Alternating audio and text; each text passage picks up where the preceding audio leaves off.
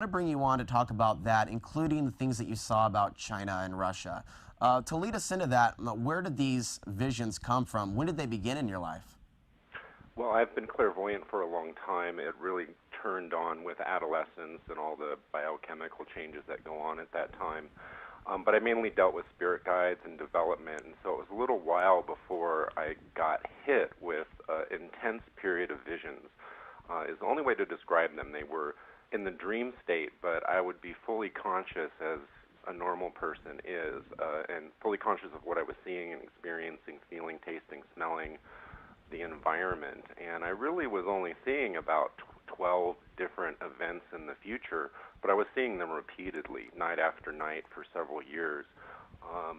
It was pretty much forcing me to believe what I was seeing. And I feel like in present time, that was 10 years ago, I feel like, now it's more of it's happening. It's not, these are future time events. I kind of sit in horror Googling Russia and looking at what they're doing each month, because these were things that I saw 10 years ago.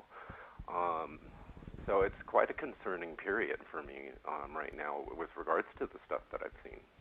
Nuclear weapons is the topic at hand. What have you seen? Well, I do see war coming. Initially, I saw 9/11, a terrorist attack on New York. I saw it kind of awakening the war machines on the planet. I saw a period of silence as people took sides. I clearly saw an alliance between Russia and China. To me, I believe that alliance and some of these plans have been there before 9/11. And so the whole Shanghai Cooperation Organization is a very serious threat. So unfortunately, the next phase that I see with this war is a sudden attack. I don't think Russia is fooling around when they throw their hands up about the missile shield or Kosovo or all the other issues that they have. I've been watching China arm itself over the last few years, and they've done a very good job at that. And now suddenly it's Russia's turn to start to arm themselves. And I've complained the whole time that, during this time Russia will kind of sit back and seem like a non-threat while China does the dirty work, because they have the military, they have the people to be able to do this. And as far as nuclear concerns, the visions that I've had were very specific about what would happen, because right now people count on MAD as a way of avoiding nuclear war, especially between these large powers. And unfortunately, I don't think every leader in the world, and certainly throughout history, is logical and sane, per se. And so I believe they have ideas or ways to go around that. I think Russia and China just think the size of their land alone, compared to the teeny tiny space of the United States, is an advantage on their part. They've kind of built a case against the United States ever since, especially Iraq, but since we've caused 2 wars since 9/11, they've built a huge case. I see some Russian leader, whether it's Putin or not, I can't tell, but there is an antichrist leader coming from Russia who's going to kickstart everything, and he'll build the case against America, and he'll wage war against America. And I see Americans not even being aware of this. I see one day us waking up just like 9/11 to missiles landing in Washington, D.C. and along the East Coast. And it doesn't take long for America to fall. Leon, there's a lot happening right now. What time period did you feel, or was there an attributed time period to this? Oh, well, I have definitely been bothered by these visions, and I would like to know when myself, and I've prayed and I've asked and tried to figure out how these things occur. And the only answer I have is I have seen a series of events that happen in a certain order. So San Francisco is due for a big earthquake. We always talk about the big earthquake, but I actually see 2 very specific earthquakes coming to the Bay Area, a magnitude 7 in the county of Marin, with the force hitting the populated area of Marin, and the county of Marin being isolated for 3 days to a week, and very serious earthquake. And then 3 months later, a second earthquake, an 8-point earthquake that literally destroys San Francisco and destroys the surrounding cities. They'll never rebuild San Francisco. This is the fall of San Francisco. And although Katrina knocked out New Orleans, the American ego of rebuild and we can never fall still lies there. And this will be the first time where an American city is going to fall. And to me, I see that as the earth warning us as Americans to get us ready for how to live in an environment. If our environment threatens to fall, what will happen to us? And I can guarantee you, you will see on the news when these earthquakes happen, people react, because there'll be areas in San Francisco where people are looting and stealing and raping. Areas south of Market, you'll find people walking around in shock and confusion. You'll see people in total denial trying to get to work amongst the rubble. So you'll see what Americans react when their reality falls. And it's really shortly after that that I see the war start, within months. And unfortunately, I'm always feeling like it's any time. I feel like the earthquakes are around the holiday season. But I'll tell you, Russia is just scares me. All right. That was a lot of information. Now you also have things about earth changes, and we're going to go through that as well. Are these things that are going to occur and really kick off, kind of like a domino effect, where it all kind of really starts to drop one after the other, about the same time that war is underway, World War? Yeah, I feel they're directly connected. I feel like there's a lull in natural disasters in present time. I feel like there's still time for change. And so I feel like these massive disasters that I talk about and lots of people talk about for the end times are directly connected to war. And the more imminent it is and the less probable that reality is not going to change, that's when these things happen. And that's why I can't really say when these earthquakes come, because my feeling is that all these types of disasters will intensify as humankind becomes more and more violent. And I think unfortunately, there are powerful people in the world, so I think a select few of people can decide when they want to do this, and if they get that set into motion where it can't be changed, that's when we're going to really start to see this stuff. Now, for those watching this program, we did report on this program, and other programs have been discussing that if you take a look at America today, where the military is supposedly prepared to deal with a disaster, they've moved to the middle of America. They're in Colorado. They're in Wyoming. NORAD and U.S. Northcom are in the same area now, since NORAD recently moved in to Northcom's bunker. I mean, they're in the same area. And there are a lot of different people out there, Leon, with these maps that they've made based on what they've seen about the future of the landscape of the continent of North America. You have one that you put up on your website. We got that graphic up now. What are we looking at here? Well, you're looking at the areas that are hit by either the Chinese or the Russians or by natural disasters. When the East Coast is hit by earthquakes, you are going to see an exodus of people leaving California and leaving the West Coast. Seattle is also an area affected by volcanoes, and also San Diego has a 6.5 earthquake. And so a lot of people are going to be moving out of the area, and in the future that's going to be where the Chinese troops are going to want to make landfall and work their way in. On the other side, on the East Coast, is where you're going to have the missiles landing, and that's pretty much the shock for America. That's the fall, and it terrorizes everyone along the East Coast. So they're going to be fleeing west, and you're also going to have corrupt people on the East Coast congregating around the Mississippi Valley area. You know, people that have dark thoughts, or people that are violent, people that find this as an opportunity to take, well, for whatever reason, not past that Mississippi River Valley area. So they congregate there. It's not a safe place. I would not want to be there. What you don't seem to see, Leon, neither does my heart tell me that that's going to happen, is some sort of patriotic revolution in the country to where we take back Congress, we change things, we get the fiscal budget back on track, we bring back accountability in our government, we become more sustainable, and we reverse the things that are already in the works. You see that at all at this point? honestly, it doesn't even matter at this point. I mean, if you just look at Putin, his attitude with his shirt off and his attitude, he has already built a case against us. China has already built a case against us.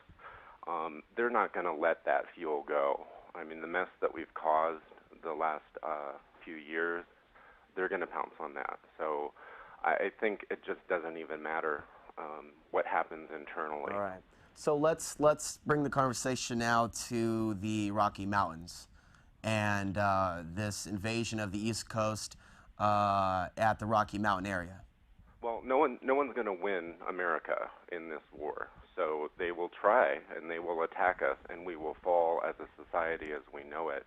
But we won't be captured. Some of the Chinese will capture people, and I feel very sorry for those people. But there's a strong brigade in the Rocky Mountains, and the Chinese really won't pass that brigade.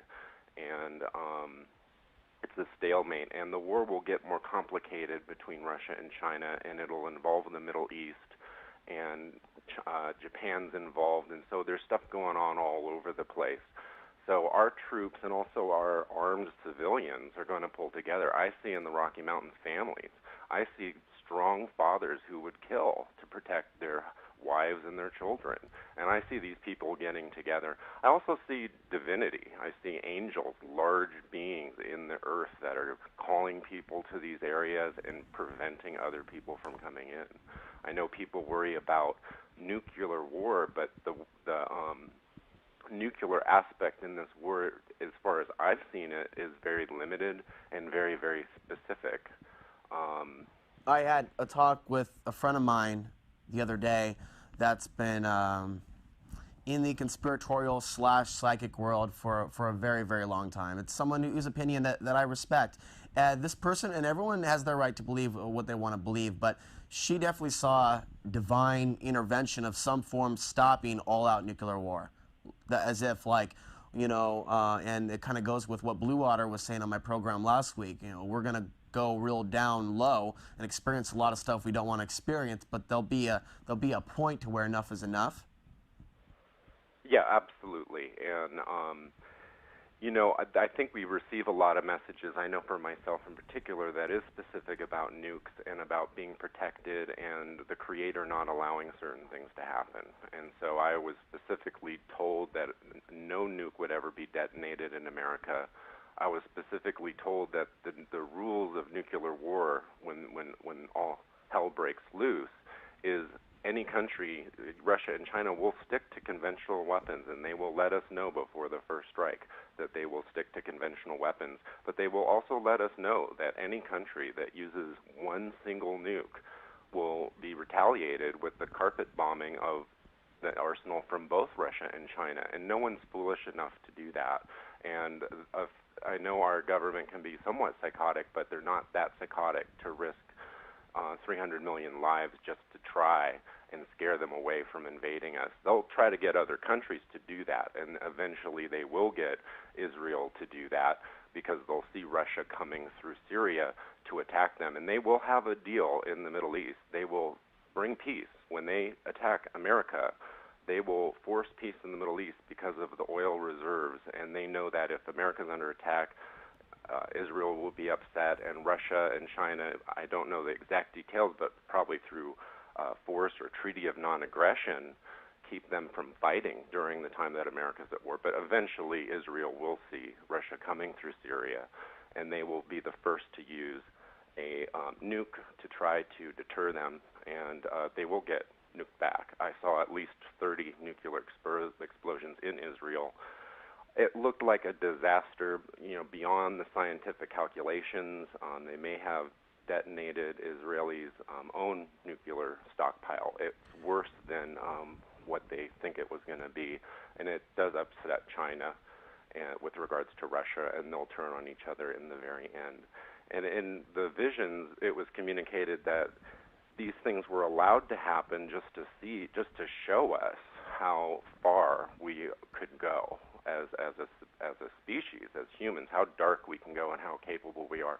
And that's also part of the Russian Antichrist sitting on the throne of Israel and laughing because he's the one that's wiped off Israel off the map. But at the same time, during this war, I've seen rapture, the divine entities from the other realms that are here. Again, I come back to string theory, and there are other dimensions coexisting in the room with you right now. There are angels and sometimes dark entities, and these angelic entities are here, and they will intervene, and they will open up fissures. I've had very specific visions about this with the Japanese, because they'll be attacked by the Chinese very quickly. And I've seen 99% of the Japanese people taken off the planet before they even realize anything happens.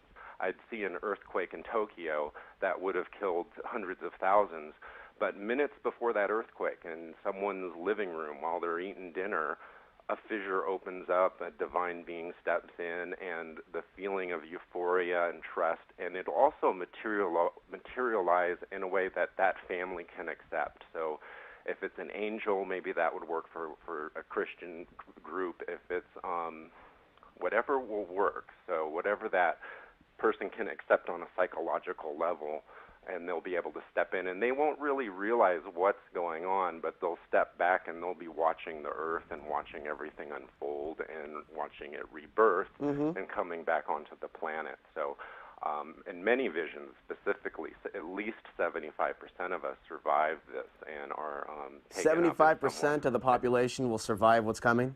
Yeah, it's not about sinning.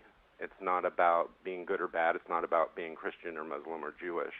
It's partly about your ability to change and your willingness to let go of this world, and for evil people to let go of that part of it. So that's very hard for Americans because we don't want to let go of money.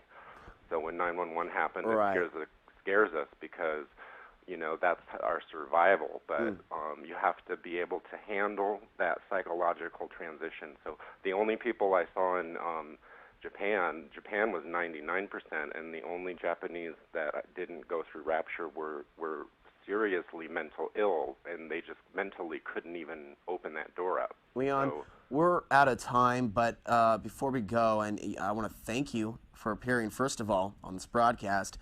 Second, I definitely want to do an update with you, at least in the next year, to see where we are between now and then. I want you to take us out with this concept of raising our awareness, raising our consciousness, and, as you say, unblocking our energy. For those listening right now that are feeling what you're feeling what I'm feeling, and really want to take that step, whatever that means, to move forward as we get ready to experience this crap. Well, there's lots of different ways of doing that, and the first thing I always recommend is talking to the Creator, whatever that means for you.